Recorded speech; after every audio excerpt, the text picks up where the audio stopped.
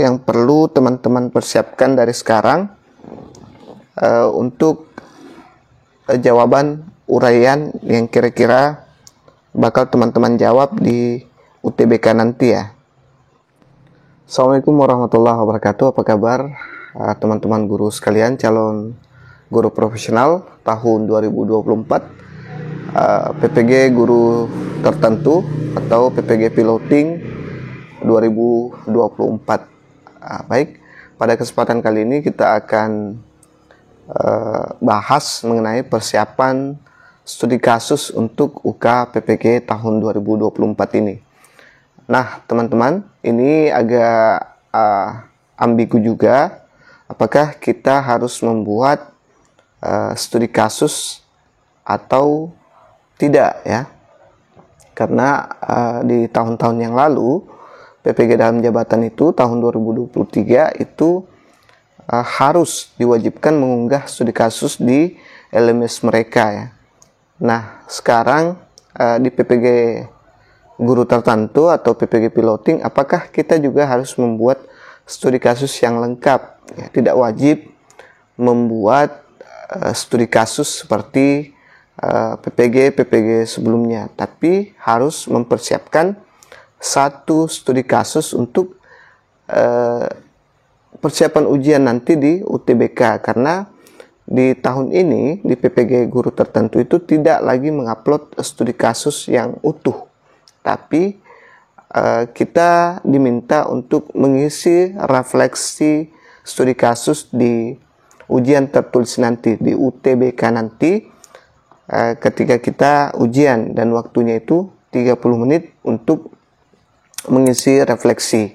Dan pengisian refleksi itu ada empat pertanyaan nanti yang akan kita isi. Kemudian ini saya perlihatkan contoh yang perlu teman-teman persiapkan dari sekarang untuk jawaban uraian yang kira-kira bakal teman-teman jawab di UTBK nanti ya. Silahkan teman-teman simak. Nah, ini ada studi kasus, beberapa studi kasus yang saya lihat ya. Jadi seperti ini yang teman-teman siapkan mulai dari sekarang ya. Saya perlihatkan dulu, ini studi kasus mengenai pendidikan inklusif ya.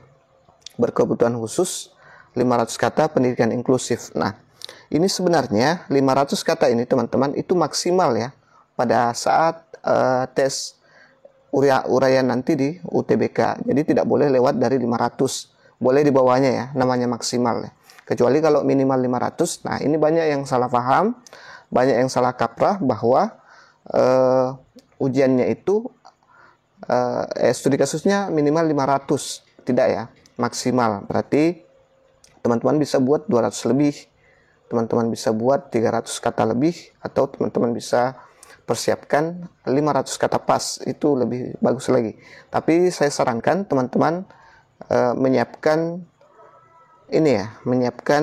yang 300 sampai 400 kata lebih untuk persiapan tes uraiannya nanti. Nah, ini ada contoh. Teman-teman kalau mau contohnya bisa berkomentar, nanti saya kasih linknya untuk teman-teman lihat ya. Nah, ini ada studi kasusnya mengenai berkebutuhan khusus ya. Nah, ini dia masalahnya, masalah yang dia hadapi di awal tahun ajaran baru. Saya menerima anak pindahan dari luar kota dengan keadaan seorang murid yang memiliki gangguan spektrum autisme. Jadi langsung ya. Jadi refleksi ini langsung saja to the point, apa masalahnya ya. Autisme atau ASD, dan bergabung di kelas 5 SD di sekolah saya. Dia memiliki kesulitan dalam berkomunikasi dan interaksi sosial, serta membutuhkan dukungan yang khusus dalam pembelajaran.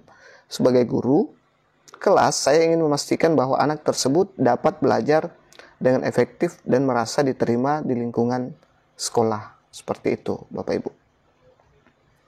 Nah, ini ada apa upaya yang teman-teman lakukan. Ini yang dia lakukan, yang pertama itu adalah adaptasi media pembelajaran. Itu upayanya untuk membantu anak autisme ini ya. Ya, kemudian yang kedua adalah, saya ringkas-ringkas saja ya teman-teman. Kemudian yang kedua adalah penggunaan lagu dan rutinitas ya, memperkenalkan lagu untuk membantu siswa memahami dan mengikuti jadwal kelas. Karena lagu membantu merasa lebih nyaman. Selanjutnya adalah pengaturan lingkungan kelas ya. Dia berusaha bagaimana caranya menyeting kelas sesuai dengan kebutuhan siswanya. Kemudian pendampingan individual ya. Dia juga mendampingi secara individual untuk memberikan pendampingan kepada siswa. Selanjutnya ada kolaborasi dengan terapis ya. Dia juga melanjutkan terapi perilaku, terapi okupasi ya, dan terapi bicara untuk siswa. Nah, ada pun hasilnya, ini dia hasil dari upaya saya, yaitu peningkatan komunikasi. Jadi anak tadi ini yang kurang lancar dalam berkomunikasi, dia meningkat cara berkomunikasinya. Kemudian yang kedua, dia nyaman ya, dia tidak merasa terpinggirkan oleh siswa-siswa lainnya. Dia lebih nyaman, lebih aktif mengikuti kegiatan kelas. Kemudian dia beradaptasi dengan baik, ya, lebih efektif. Kemudian dukungan individu yang optimal, perkembangan keterampilan hidup. Jadi dia sangat berkembang dengan adanya upaya yang dilakukan tadi, ya. Kemudian yang terakhir ada pengalaman berharga yang bisa dipetik atau pengalaman bermakna ya. Yang pertama pentingnya fleksibilitas dalam adaptasi media pembelajaran dan lingkungan kelas ya. Kemudian yang kedua kolaborasi yang efektif kerjasama antara guru, GPK, terapis dan orang tua penting dalam mendukung perkembangan murid berkebutuhan khusus. Komunikasi yang baik dan kolaborasi yang efektif dapat membantu menciptakan lingkungan belajar yang inklusif dan mendukung. Selanjutnya ada yang ketiga, pentingnya dukungan sosial, dukungan dari teman kelas dan lingkungan inklusif yang sangat penting untuk membantu murid berkebutuhan khusus merasa diterima dan berpartisipasi aktif dalam kegiatan kelas.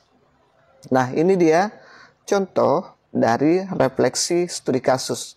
Jadi Bapak Ibu guru tidak perlu lagi menulis dengan baik, menulis pendahuluan, cukup melakukan refleksi studi kasus baik yang sudah teman-teman alami ataupun teman-teman ingin melakukan studi kasus baru, bisa juga selama proses PPG ini mumpung masih lama ya, jadi persiapkan, buatlah seperti ini teman-teman. Ada lagi contoh yang satu, dia terkait pembelajaran berdiferensiasi ya. Ini dia. Ini permasalahan yang pernah saya hadapi.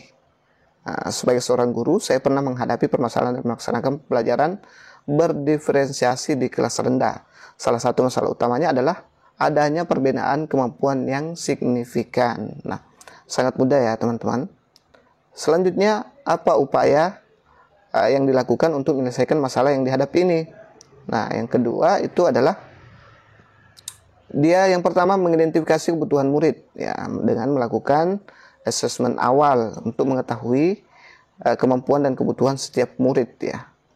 Selanjutnya ada pendampingan individu yang dilakukan. Di sini dia memberikan dampingan kepada murid yang cenderung pasif dan enggan berbicara ya.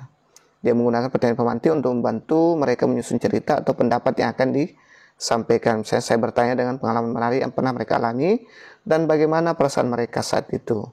Kemudian ada diferensiasi konten dan proses. Nah, ini kan terkait dengan pembelajaran berdiferensiasi. Ada yang namanya diferensiasi konten, proses, dan ada juga biasanya dilakukan diferensiasi tugas ya. Tugasnya nanti juga bisa berbeda sesuai dengan kebutuhan peserta didik. Dan yang terakhir yang dia lakukan adalah menggunakan media yang bervariasi. Dia kadang menggunakan video, dia juga kadang menggunakan alat peraga sederhana ya, yang bisa menarik minat siswa dalam belajar. Selanjutnya, setelah upaya dilakukan, ada yang namanya hasil dari upaya yang telah dilakukan. Nah, ini dia hasilnya. Hasil dari upaya tersebut cukup memuaskan. Murid yang sebelumnya pasif mulai menunjukkan peningkatan dalam partisipasi dan keberanian untuk berbicara. Mereka lebih percaya diri dalam menyampaikan pendapat dan ide mereka. Murid yang memerlukan bimbingan juga menunjukkan peningkatan pemahaman terhadap materi yang diajarkan. Ya. Selain itu, murid yang sudah mahir merasa lebih tertantang dan termotivasi dengan tugas tambahan yang diberikan. Selanjutnya, setelah hasil, ada lagi pengalaman berharga yang bisa teman-teman petik. Nah, dari refleksi studi kasus ini yang terakhir ya. Ini contoh pengalaman berharga. Kalau tadi dia bagi beberapa poin, ada 3 poin yang pembelajaran inklusif itu. Kalau yang ini dia tidak membagi beberapa poin, tapi menulis lumayan panjang pengalaman bermakna. Saya bacakan untuk teman-teman bisa simak dengan baik, mengerti dengan baik. Pengalaman berharga yang bisa saya petik dari menyelesaikan permasalahan ini adalah pentingnya memahami kebutuhan individu setiap murid dan memberikan pendamping yang sesuai. Pembelajaran berdiferensiasi membantu saya menciptakan lingkungan belajar yang inklusif dan mendukung perkembangan setiap murid sesuai dengan kebutuhan mereka. Berdasarkan asesmen awal pembelajaran, saya memperoleh data karakteristik peserta didik untuk dijadikan dasar variasi aktivitas pembelajaran di kelas. Saya menciptakan suasana belajar yang gembira, menarik, aman, dan bebas dari perundungan, serta menggunakan berbagai variasi metode dengan mempertimbangkan aspirasi dari peserta didik seperti menggunakan papan permainan atau game dalam kegiatan belajar di kelas. Ya. Jadi, sepotong saja yang saya baca ya, mengingat durasi teman-teman. Nah, ini contoh pengalaman bermakna atau berharga yang bisa dia petik dari masalah. Ya, hanya 4 poin ya. Ada permasalahan yang pernah kita hadapi, kemudian upaya apa yang kita lakukan, setelah itu hasil apa dari upaya yang kita lakukan, kemudian apa pengalaman bermakna. Jadi cukup simpel ya. Memang sekarang PPG itu sangat dimudahkan teman-teman. Jadi teman-teman hanya persiapkan ini untuk ujian UTBK-nya nanti biar tidak kerepotan. Pak, bagaimana kalau saya ambil dari kasus orang lain atau banyak contoh-contoh pertanyaan yang ada di sini? Bisa ya? Bisa, tapi akan susah teman-teman nanti untuk menjiwai atau menghafal karena itu bukan kasusnya teman-teman. Jadi berdasarkan kasus saja, buat saja seperti ini. Saya pikir ini sangat mudah Bapak Ibu Guru. Yang mau nanti saya sertakan linknya di video, di kolom komentar ya, atau di deskripsi video. Kemudian, dari mana kita mendapatkan pertanyaan-pertanyaan ini? Pertanyaan ini sudah ada di Juknis atau petunjuk teknis pelaksanaan ujian. Nah, ini dia yang sudah saya baca barusan, bahwa ada 2 tes tertulis nanti yang teman-teman akan lakukan. Yang pertama adalah tes objektif berupa tes pengetahuan pedagogical content knowledge (PCK) dan situational judgment test (SJT). Kalau soal ini itu sama dengan PPG tahun lalu ya teman-teman. Teman-teman bisa buka-buka soal-soal saya. Seminggu lalu juga saya sudah perbaharui untuk konten PCK. Terdiri dari soal pilihan ganda sederhana dan pilihan ganda kompleks. Untuk tes objektif sudah saya jelaskan di video saya minggu lalu. Kemudian ini tes subjektif terkait dengan studi kasus. Nah, teman-teman, tes subjektif bagi guru tertentu dilakukan berbagai uraian, berbentuk uraian reflektif, berbasis studi kasus. Nah, ini tadi yang saya bilang. Studi kasus bagi guru tertentu digunakan untuk mengukur kompetensi dalam melakukan refleksi dalam melaksanakan tugas sebagai pendidik terkait. 1. Mengidentifikasi masalah yang pernah dihadapi. Yang kedua, mengatasi masalah yang dihadapi. Yang ketiga, hasil dari upaya yang dilakukan. Dan yang keempat adalah pengalaman berharga yang bisa digunakan untuk meningkatkan diri dalam melaksanakan tugas keprofesian guru. Tes ini akan dikerjakan langsung dalam aplikasi ujian pada saat pelaksanaan UTBK dengan durasi waktu pengerjaan 30 menit dan dinilai oleh penguji pada saat UKIN. Enaknya di tes objektif subjektif itu adalah dilihat langsung oleh penguji nantinya. Baik, itu saja yang sempat saya bahas pada kesempatan kali ini. Keuntungan dari subjektif itu adalah, tes subjektif itu adalah biasanya mengandung unsur penilaian humanisme ya. Meskipun status studi kasus kita kurang bagus, tapi ada yang namanya manusiawi ya. Mereka bisa meloloskan dan bisa menerima meskipun kurang bagus studi kasus kita. Mudah-mudahan ini bisa membantu teman-teman persiapkan dari sekarang refleksinya agar lebih mudah nanti menghadapi uraian UTBK UK PPG Guru Tertentu 2024. Insya Allah di bulan Oktober masih banyak waktu teman-teman, silakan berbuat. Jangan lupa subscribe, like, dan bantu share. Wassalamualaikum warahmatullahi wabarakatuh.